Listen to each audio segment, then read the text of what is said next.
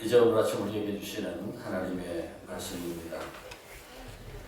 신약성경 마태복음이자 1절부터 12절까지 말씀을 읽겠습니다. 헤롯 왕 때에 예수께서 유대 베들레헴에서 나시매 동방으로부터 박사들이 예루살렘에 이르러 말하되 유대인의 왕으로 나시니가 어디 계시냐? 우리가 동방에서 그의 별을 보고 그에게 경배하러 왔노라 하니 헤롯 왕과 온 예루살렘이 듣고 소동한지라. 왕이 모든 대제사장과 백성의 서기관들을 모아 그리스도가 어디서 나겠느냐 물으니 이르되 유대 베들레헴이오니 이는 선지자로 이렇게 기록된바 또 유대 땅 베들레헴아 너는 유대 고을 중에서 가장 작지 아니하도다. 너에게서 한 다스리는 자가 나와서 내 백성 이스라엘의 목자가 되리라 하였음이니이다. 이에 헤롯이 가만히 박사들을 불러 별이 나타난 때를 자세히 묻고 베들레헴으로 보내며 이르되 가서 아기에 대하여 자세히 알아보고 찾거든 내게 고하여 나도 가서 그에게 경배하게 하라. 박사들이 왕의 말을 듣고 갈새 동방에서 보던 그 별이 문득 앞서 인도하여 가다가 아기는 곳 위에 머물러 서 있는지라. 그들이 별을 보고 매우 크게 기뻐하더라. 집에 들어가 아기와 그의 어머니 마리아가 함께 있는 것을 보고 엎드려 아기께 경배하고 고비합을 열어 황금과 유향과 모략을 예물로 드리니라. 그들은 꿈에 헤롯에게로 돌아가지 말라 지하심을 받아 다른 길로 고국에 돌아가니라. 아멘. 하나님의 말씀입니다. 기쁜 성탄절 구주 성탄의 은총이 여러분과 여러분 가정에 두루 함께 하시기를 축원합니다. 아멘. 축복합니다. 아멘. 영국의 소설가 허버트 웰스의 대주교의 죽음이라는 소설이 있습니다. 누구나 기도할 때 그 첫 번 하나님을 부르는 것이 있잖아요. 이 주교는 항상 오 전능하신 아버지시여 이렇게 하고 기도를 시작했습니다. 어느 날 밤에도 똑같이 기도했어요. 오 전능하신 아버지시여 하고 기도를 시작하는데 근데 하늘에서 큰 음성이 들렸어요. 오냐 웬일이냐 얘기해봐라. 하나님의 음성이 들렸어요. 그때 그 대주교는 그 음성을 듣는 순간에 너무 놀라가지고 심장마비로 죽고 말았어요. 믿음이 없었다는 거죠. 그분이 신학을 공부하고 신부가 되고 대주교가 되어서 매일 기도 생활을 했지만 그러나 하나님이 정말 살아계시고 응답하시는 하나님이신 것을 믿는 믿음이 없었어. 그러다가 정말 하나님의 음성을 들었을 때 놀라서 죽고 말았다는 것입니다. 오늘 우리들 중에도 이런 형식적인 믿음이 없을지 모르겠습니다. 우리들 하늘교회 교우들 중에는 우리 하나님의 살아계심을 확실히 믿고 하나님 응답하시면 두 손 들어 할렐루야로 하나님을 찬양하는 여러분들 되시기를 축원합니다.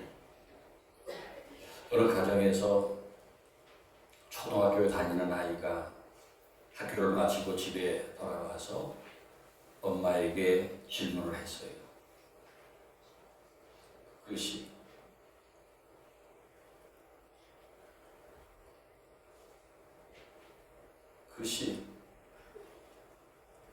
엄마 요 글씨가 무슨 뜻이에요?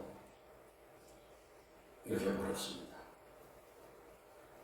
그때 엄마가 엑스마스? 잘 모르겠는데 그게 얼버무렸어요.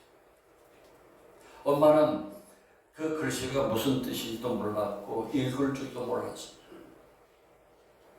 여러분 이것을 어떻게 읽죠? 엑스마스?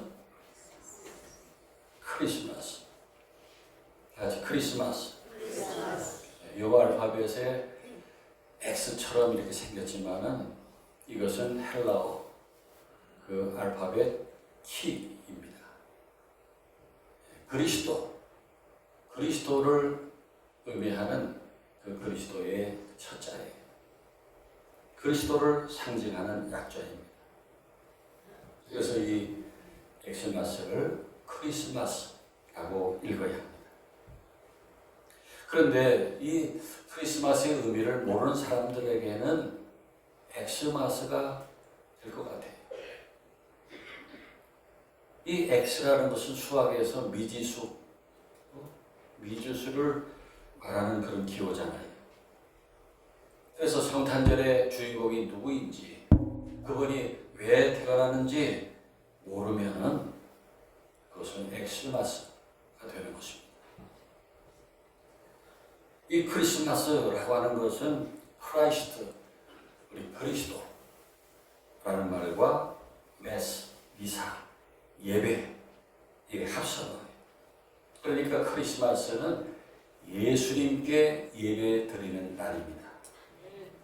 그런데 안타깝게도 세상에 많은 사람들은 그 의미가 뭔지 모르고 그냥 연말에 그런 흥겨운 그런 흥청망청 즐기는 날로 성탄절을 보냅니다. 이것은 마치 주인공을 모르고 주인공 없는 생일잔치를 하는 것과 같습니다. 또 요즘에 이 크리스마스라는 말을 점점 없애려고 하는 움직임이 있어요. 그래서 길거리에 이 메리 크리스마스라고 붙여놨던 것을 요즘에는 해피 홀리데이스라고 이렇게 자꾸 갖고 갑니다. 이럴 때 우리가 할 일은 무엇입니까? 그리스도 없는 크리스마스를 그리스도가 충만한 크리스마스로 만드는 일입니다. 그래서 공휴일이라는 의미의 홀리데이라고 하는 것을 거룩한 날, 우리는 홀리데이로 만들어 가야 합니다. 아멘. 성도 여러분, 크리스마스는 이 세상에서 가장 신비하고 영광스러운 날입니다.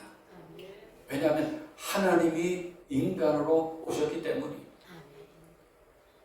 여러분, 왜 하나님의 아들 예수님께서 인간의 몸을 입고 세상에 오셨을까요? 그것은 우리를 구원하시기 위함입니다. 죄와 죽음에서 구원하시고 인류에게 구원과 생명을 주시기 위해 이 땅에 오셨습니다. 예수님이 인간의 몸을 입고 이 땅에 오신 날은 우리 역사상 가장 중요한 날이고 가장 영광스러운 날입니다. 아멘입니까? 지금으로부터 2000년 전에 저 중동의 작고 가난했던 나라, 유대 나라의 작은 마을인 베들레헴에서 한 아기가 탄생합니다. 그러나 그 아기의 탄생은 누구의 주목도 받지 못했던 초라한 탄생이었습니다. 그러나 그 아기의 탄생은 세계 역사를 변화시키는 대사건이었습니다. 그런데 그 성탄절을 맞이하기 위해서 찾아온 사람들이 있었습니다. 그들은 예루살렘에 사는 제사장이나 서기관이 아니라 멀리 동방에서부터 온 박사들이었습니다. 이방인들이었어요. 참으로 희한한 일이 아닐 수 없습니다. 예수님의 탄생과 아무 관계가 없을 것 같은 먼 나라 이방의 박사들이 예수님의 성탄을 맞이하기 위해 찾아왔다는 것입니다. 예수님의 성탄은 그만큼 신비한 사건입니다. 그들이 출발한 동방이 어디인지 정확하게 나타나 있지 않습니다. 아마도 동쪽의 바벨론이나 페르시아가 아닐까 추론하고 있습니다. 당시에 동쪽의 그 문화와 문명이 발달한 나라는 바벨론과 페르시아였어요. 그리고 박사라고 번역된 헬라어 마고스라고 하는 단어는 당시 최고의 학자들, 종교, 과학, 문학 등 학문이 깊은 학자들이었습니다. 그리고 그들이 주로 연구하던 학문은 별을 연구하는 천문학이었습니다. 그들은 별을 연구하던 중에 아주 특별한 별을 발견하게 됩니다. 그 별이 유대인들의 그 구약 성경에 예언된 그 별이라는 것을 알게 되었습니다. 그래서 박사들은 즉각 선물을 준비하고 그 특별한 광을 맞이하기 위해서 멀고 먼 길을 떠났습니다. 그래서 여러분, 그 크리스마스 트리의 그 꼭대기에 있는 큰 별이 바로 그 박사들이 보고 찾아갔던 큰 별을 의미하는 것입니다. 그 칠흑같이 어두운 시대에 밝은 별의 인도를 따라서 우리 예수님을 찾아온 박사들이 있었습니다. 그 동방 박사들이 예루살렘으로 헤롯 왕을 찾아와서 유대인의 왕으로 나신 분이 어디 계시냐고 묻습니다. 그 말을 들은 헤롯 왕은 깜짝 놀라면서 모든 서기관과 제사장들을 모아서 그리스도가 어디서 나겠느냐 이렇게 묻습니다. 그때 성경에 정통하는 학자들이 찾아낸 말씀이 미가서 5장 2절이었어요. 또 유대 땅 베들레헴아 너는 유대 고을 중에서 가장 작지 아니하도다. 내게서 한 다스리는 자가 나와서 내 백성 이스라엘의 목자가 되리라. 예언된 말씀이었습니다. 이렇게 예언한 선지자 미가는 주전 8세기 전에 활동했던 선지자였습니다. 그때 이루 말 수 없을 정도로 암울한 시대였어요. 북쪽에 아수르라고 하는 제국이 북이스라엘을 멸망시키고 이제 남쪽으로 남유다까지 집어삼키기 위해서 거대한 군사를 이끌고 침공에 들어왔어요. 그때 남유다는 그 나라에 창고에 있는 모든 은을 그 아수르 왕에게 갖다 바치고 또 성전의 기둥에 있는 금까지 다 벗겨서 갖다 바쳐서 겨우 나라의 명맥을 유지했습니다. 바로 그런 환란 속에서 선지자 미가는 예언의 말씀을 선포합니다.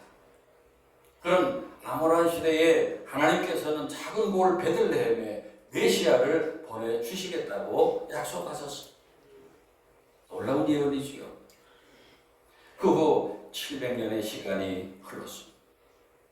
이때도 700년 전과 크게 다르지 않았습니다. 유대 나라는 로마의 지배를 받고 있었고 백성들은 가난과 배고픔 속에 살고 있었어요.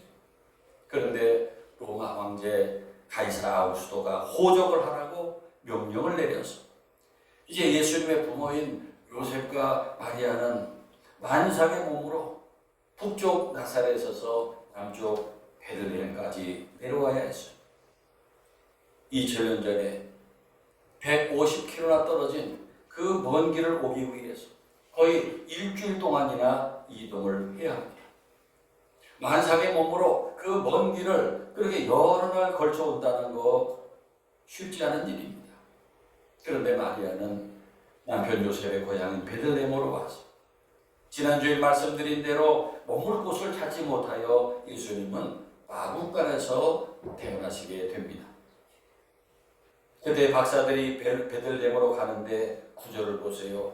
큰 별이 앞서 인도하여 가다. 아기 있는 곳 위에 머물러 서 있습니다. 그들은 별을 보고 크게 기뻐합니다. 그리고 집에 들어가 아기와 그 어머니 앞에 엎드려 경배하고 예물을 드립니다. 여러분, 이런 박사의 모습 속에서 우리는 참된 예배가 어떤 것인지를 발견하게 되는데, 첫째로 예배는 주님을 만나려는 열망으로 나와야 합니다. 당시 동방에서 그분 박사들에게 이 땅에 탄생하신 만왕왕을 만나려는 뜨거운 열망과 간절한 소원이 있었습니다. 그래서 동방으로도 베들레헴까지 그 멀고 먼 길을 찾아왔어요. 당시 낯선 곳을 여행하는 것은 많은 위험과 어려움이 있다는 일이었어요. 넓은 사막을 지나야 그리고 날씨의 변화가 급심하고 곳곳에 출몰하는 도둑대들에게 재산과 생명을 빼앗길 위험을 당하고 너무나 험난한 여정이었어요. 그렇지만 그들은 그 먼 길을 무릅쓰고 찾아온 이유가 무엇입니까? 이 세상을 구원할 그리스도를 만나기 위해서, 그분을 만나려는 열망이 있었기 때문에 그 많은 희생을 감수하며 찾아왔던 것입니다. 여러분들 오늘 아침 교회 오시면서 그런 열망이 있었습니까? 내가 오늘 예수님을 만나야 되겠다고 하는 열망이 있었습니까? 참된 예배는 성부, 성자, 성령, 우리 하나님을 만나려는 간절한 열망에서부터 시작됩니다.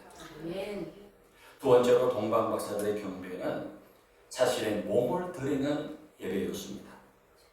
그들은 대리자나 하인을 시켜서 축하 카드나 선물을 전달할 수도 있었습니다. 그러나 그들은 직접 자신이 사막을 지나고 산을 넘고 강을 건너 찾아와서 경배했습니다.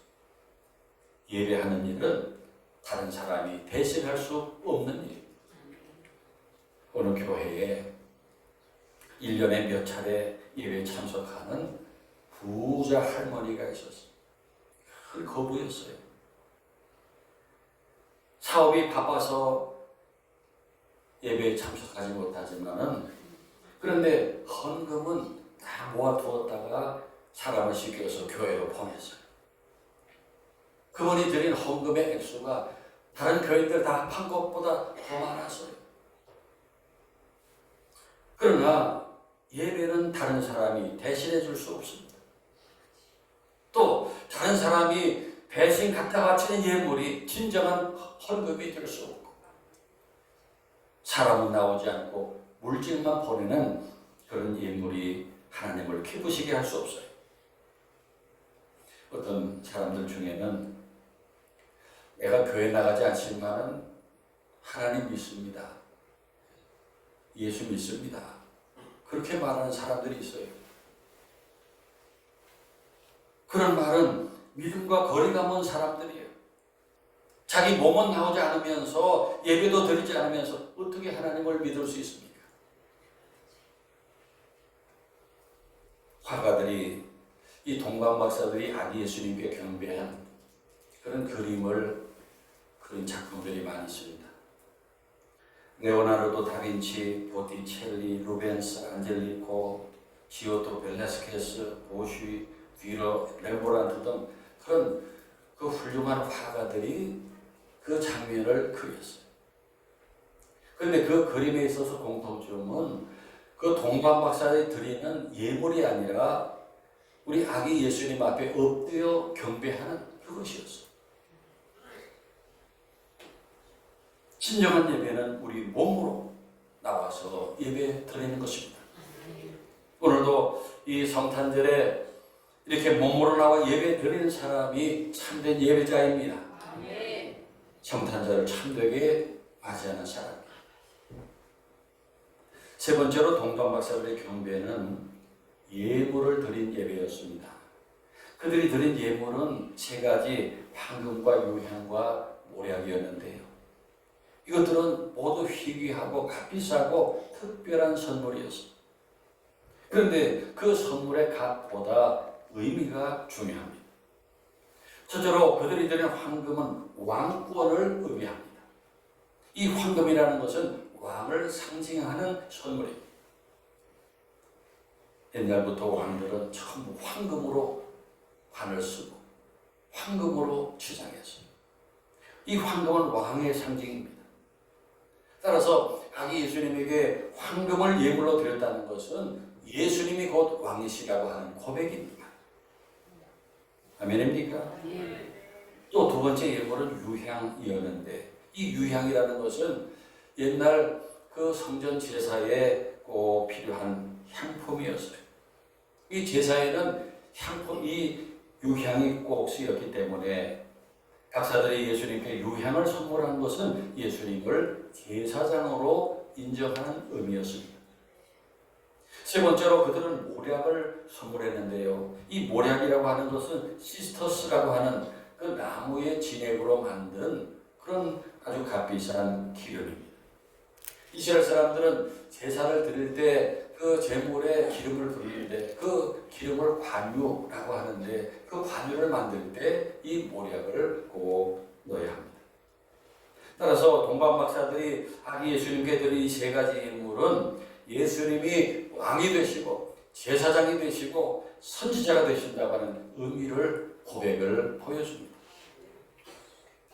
그리고 마지막으로 동방 박사들의 경배는 순종으로 이어졌습니다.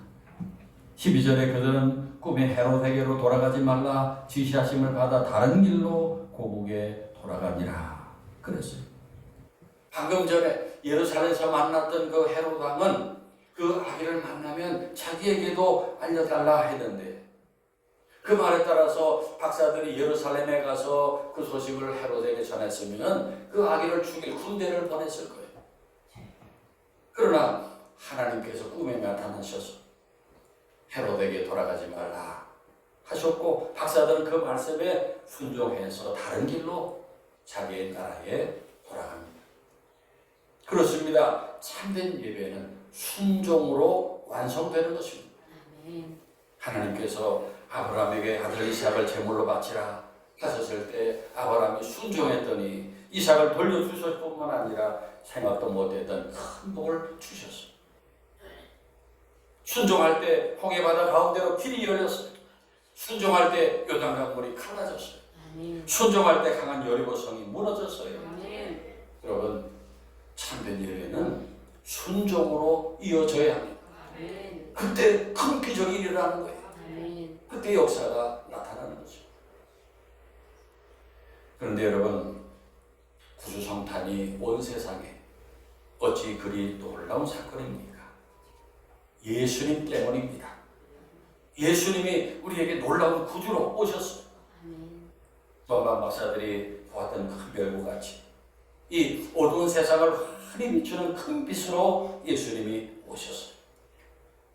예수님께서 밝은 빛으로 오셔서 이 세상의 어둠의 세력들, 악한 귀신, 병마, 모든 나쁜 것들이 다 꺾여졌습니다. 믿습니까? 그래서 우리는 어둠에서 해방되었어요. 우리를 얽어매고 있던 모든 저주가 사라졌어요. 흉악의 사슬이 끊어졌어요. 그런데 아직도 그 귀신의 손에서 벗어나지 못하고 두려움 속에 사는 사람이 얼마나 많은지 몰라요. 이사를 갈 때도 귀신들 손이 없는 날, 귀신들이 쉬는 날을 택해서 이사를 가요. 자녀들 결혼시킬 때도 귀신에게 날짜를 허락을 받아서 결혼을 시켜요. 집을 지을 때도 자동차를 사도 귀신에게 고사를 지내는 사람이 지금도 많이 있습니다. 그러나 우리는 온 세상의 모든 권세를 가지신 예수 그리스도를 통해서 그런 올무에서 다 풀려나고 해방되었습니다. 우리는 아무 날이나 이사갑니다. 아무 날이나 결혼합니다. 우리는 모든 날이 좋은 날이에요. 그리고 예수님의 성탄의 가장 큰 복은 임마누엘입니다. 하나님이 우리와 함께 하시기 위해 오신 것입니다. 이것이 얼마나 큰 복입니까? 예수님이 세상에 오셔서 우리와 항상 함께 하십니다. 김창복 교수라고 이 소통에 대한 그런 강의로 인기가 있는 강사가 있어요. 그분의 강의 중에 이런 얘기가 있었습니다. 폐경기를 맞은 아내가 힘들어서 남편에게 얘기를 합니다. 여보, 나 폐경기가 열이 나고 가슴이 답답하고 너무 힘이 들어요. 이때 남편이 말합니다. 그래, 당신 정말 많이 힘들어 보인다. 오늘 아이들 또 집안일 다 그만두고 나가서 영화 구경도 하고 맛있는 것도 먹자. 그래야 정상이라는 거예요. 그런데 어떤 남편은 폐경기 힘들어? 힘드는데 그렇게 살이 찌냐? 쓸데없는 소리 하지 말고 나가서 뛰어! 운동 부족이야 라고 핀잔을 줍니다. 그러나 남편이라면 얼마나 정떨어지겠어요. 또 아내가 이웃집 여자 허물장을 열어놓습니다. 여보, 그 옆동에 그 여자 정말 꼴 보기 싫어. 조금 잘 산다고 의심되고 아주 좋지 않아. 그럴 때 남편이 말합니다. 아, 그 여자 나도 한두 번 봤는데 정말 그렇더라. 문제가 있더라. 당신 말이 맞아. 바짝 물을 쳐야 되는데. 어떤 남편은 당신도 문제야. 내가 당신하고 살아봐서 잘 알아. 자신이 항상 삐딱하니까 사람들이 그렇게 하지. 당신이 잘해봐. 이렇게 핀잔을 주면은 얼마나 그저 남편이 정떨어지겠어. 강사의 말은 배우자에게 일단 맞장구를 쳐야 된다는 거예요. 그래서 배우자가 정말 내 편이다 이렇게 느낄 때 힘들고 어려워도 살아갈 힘을 얻을 수 있다는 그런 내용이었습니다. 여러분, 우리도 마찬가지입니다. 우리 전능하신 하나님께서 임마누엘, 나와 함께 하신다고 믿어지고 고백될 때, 그리고 하나님이 나의 하나님이시라고 확신하고 의지할 때, 아무리 사는 것이 힘들고 어려워도 우리는 희망을 가질 수 있습니다. 바로 그렇게 하나님이 나와 함께 하시기 위해 성육신하신 사건이 구주 성탄입니다. 우리는 하나님이 나와 함께 하시는 그 임마누엘, 하나님이 인간의 몸으로 아기 예수로 세상에 탄생하신 그 성육신을 기뻐하는 것입니다. 오늘 복된 성탄절에 우리 구주 성탄의 의미를 묵상하면서 하나님이 나의 하나님이라고 뜨겁게 고백합시다. 그래서 참된 용기와 희망과 우리 기쁨으로는 여러분 되시기를 축원합니다. 기도하겠습니다.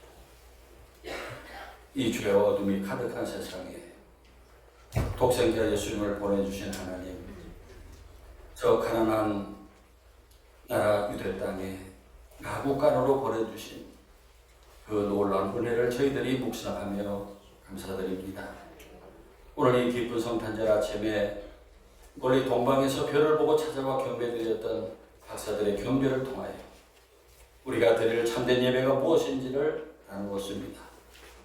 그리고 성탄이 주는 임마누엘과 성육신의 은총을 감사드립니다. 저희들이 놀라운 은총을 넘치게 받고 이 험한 세상에서 능력 있는 그리스도인들로 살아가게 하옵소서. 예수님 귀하신 이름으로 기도하옵나이다. 아멘.